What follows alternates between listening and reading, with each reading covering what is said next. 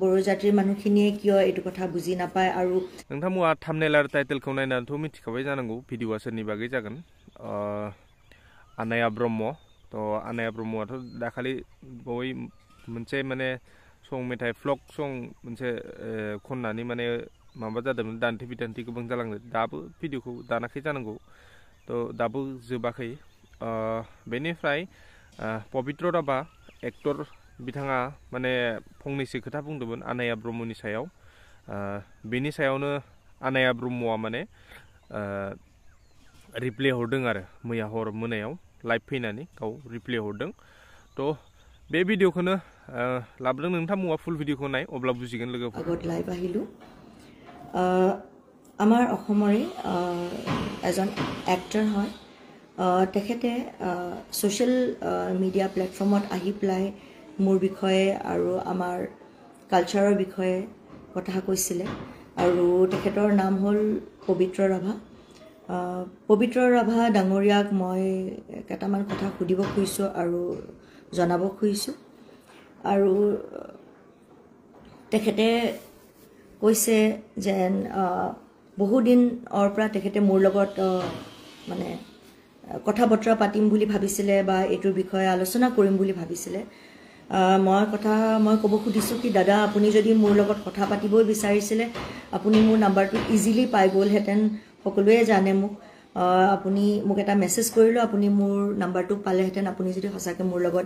এইটোৰ বিষয়ে আলোচনাই কৰিব খুজিছিলে কিন্তু আপুনি সোশ্যাল মিডিয়াত আহি পেলাই যেতিয়া এইখিনি কথা ক'লে ময়ো আপোনাক এটা কথা সুধিব খুজিছোঁ ইয়াতে আপুনি যে ক'লে আমাৰ বড়ো কালচাৰটো আমাৰ বড়ো গীতবিলাক এনেকৈ বেয়া হৈ যাব যদি এনেকৈ আমি ৱেষ্টাৰ্ণ মিউজিকৰ লগত আমি যদি কোলাবৰেট কৰি পেলাই যদি আমি আমাৰ পাশ্চাত্য সংগীতৰ লগত পাশ্চাত্য মানে ইনষ্ট্ৰুমেণ্টৰ লগত যদি আমি এই গীতবিলাক বনাই পেলাই এনেকৈ ধ্বংস হৈ যাব আৰু আমাৰ কালচাৰটো নাইকিয়া হৈ যাব বেয়া হৈ যাব বুলি তো আপোনাক মই এটাই কথা সুধিব খুজিছোঁ আমাৰ অসম গৌৰৱ মই যোৱাকালিও কৈছিলোঁ এইটো কথা আমাৰ অসম গৌৰৱ পাপন দাই আমাৰ অসমৰ ফোক গীত গাই বাহিৰত কোলাবৰেট কৰি বাহিৰৰ ইনষ্ট্ৰুমেণ্টৰ লগত কোলাবৰেট কৰি পেলাই ইমান জনপ্ৰিয়তা লাভ কৰিলে আমাৰ অসমৰ গৌৰৱ হয় তেখেতে আমাৰ কালচাৰটোক ইমান আগুৱাই লৈ গ'লে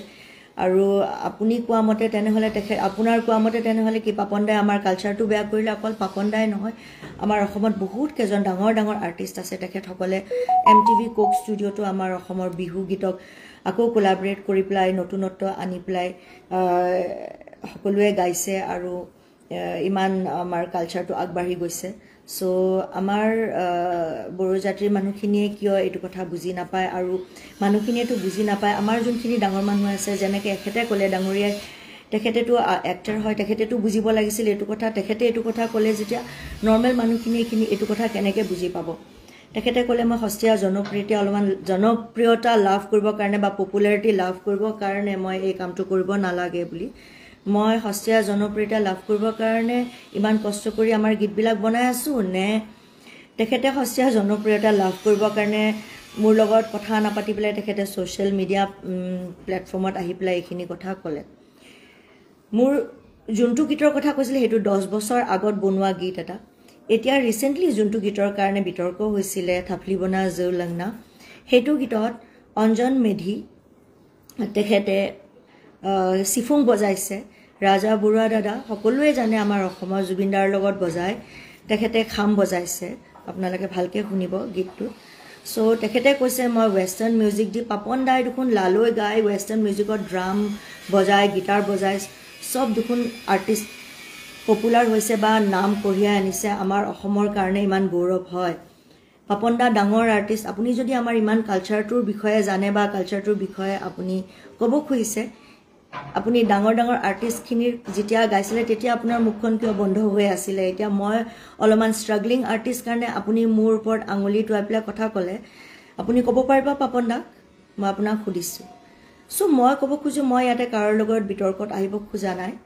মই ভাবো কালচাৰটো কেতিয়াও ফিক্স হৈ নাথাকে সময় সপক্ষে এটো আগুৱাই যায় আৰু এডাপ্ট কৰিব লাগে আমি নতুনত্বটো it grows and adapt over times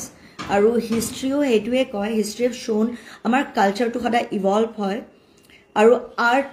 আমাৰ যোনটো সংগীত হয় এটো বহুত ডাঙৰ ৰোল প্লে কৰে ইটছ আ মিডিয়াম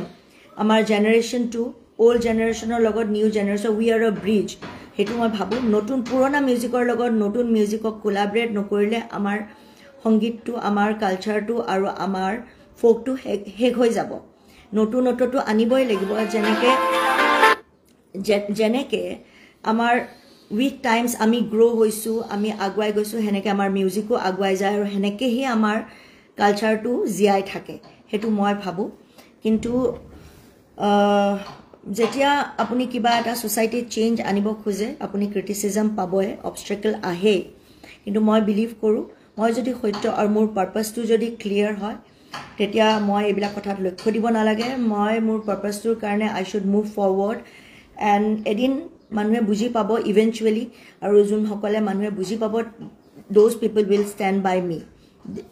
আৰু আমাৰ কালচাৰটো মই ধ্বংস কৰিব খোজা নাই আমাৰ কালচাৰটো আগবাঢ়ি যাওক আৰু আমাৰ কালচাৰে বিশ্ব দৰবাৰত আমাৰ বড়ো জাতিৰ বিষয়ে জানক মই সেইটোহে চেষ্টা কৰোঁ আৰু মোৰ সেইটোৱে মোৰ চেষ্টা চ' আজি মই আৰু বেছি লম্বা নকৰোঁ আমাৰ এই লাইফটো চ' দাদা আপুনিও এবাৰ ভাবি চাব আপুনি যদি মোৰ লগত ভালকৈ এইখিনি কথা পাতিলেহেঁতেন মোৰ বেছি ভাল লাগিলেহেঁতেন পাব্লিক প্লেটফৰ্মত আহি পেলাই নোকোৱাতছে আপুনি যদি মোৰ লগত এইখিনি কথা আলোচনা কৰিলেহেঁতেন এনিৱেজ মই সদায় কৈছোঁ মই আমাৰ জাতিৰ কাৰণে বহুতখিনি কৰি যাব খোজোঁ মই আমাৰ বড়োফাৰ ওপৰতো চিনেমা এখন বনাই আছোঁ আপোনালোকে সকলোৱে জানে অলপমান লেট হৈ গ'ল কিন্তু ইতিমধ্যে মোৰ চিনেমাখন খতম হৈছে বড়োফা উপেন্দ্ৰনাথ ব্ৰহ্ম যোনে আমাৰ জাতিৰ কাৰণে ইমান কষ্ট কৰিছিলে আৰু তেখেতৰ কাৰণে আমাৰ জাতিটোৱে কিমান নাম পাৰিলে আমাৰ জাতিৰ বিষয়ে চবেই জানে তেখেতৰ বহুত অৰিহণা আছে মই তেখেতৰ কাৰণে আজিলৈকে কোনো চিনেমা বনোৱা নাই মই প্ৰথম ডকুমেণ্টাৰী চিনেমা বনাইছোঁ আৰু বহুত সোনকালে চিনেমাখন মুক্তি লাভ পাব আৰু তাৰোপৰি মই আৰু কাম কৰি যাম আৰু ফোক গীত বনাই যাম আৰু কোলাবৰেট কৰিম আৰু আপোনালোকৰ আশীৰ্বাদ থাকিলে মৰম থাকিলে মই আৰু আগুৱাই যাব পাৰিম ধন্যবাদ গজেন্থন